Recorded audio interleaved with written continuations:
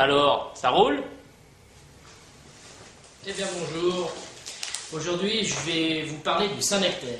Le Saint-Nectaire, c'est un de mes fromages préférés au niveau des fromages français. C'est un fromage qui a été mis sur la table de Louis XIV, donc c'est pas un fromage tout récent, par le maréchal Saint-Nectaire. C'est un fromage qui a environ 6 à 8 semaines d'affinage et c'est un bouquet d'arômes, vu que c'est des fromages qui sont affinés sur des paillons de seigle.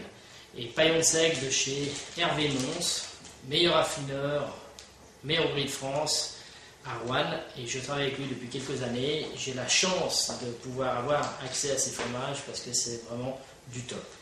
Alors, ce que je vous propose, c'est déjà de l'ouvrir, hein, parce que non seulement c'est un bouquet d'arômes, mais ça a une sacrée gueule pour parler français.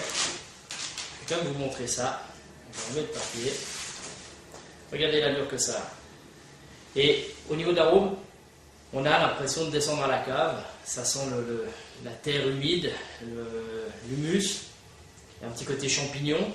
Il y a des Saint-Nectaire qui peuvent partir sur une fleur jaune, comme partir sur le gris, comme ceci. Ça dépend aussi des périodes.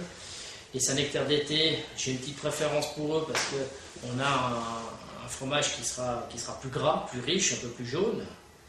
Et puis, ça, généralement, en accord avec un vin, on peut partir sur des rouges comme les Bourgogne, des vins rouges un petit peu qui vous font travailler les papiers avec une petite vivacité, une petite fraîcheur derrière, comme ça, qui peut être très sympa.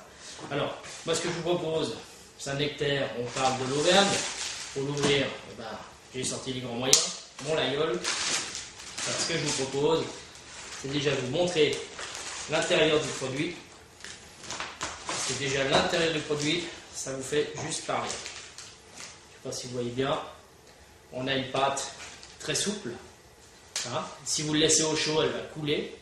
Et là, au niveau des arômes, on a un côté bolet, champignons, cave, moisissure.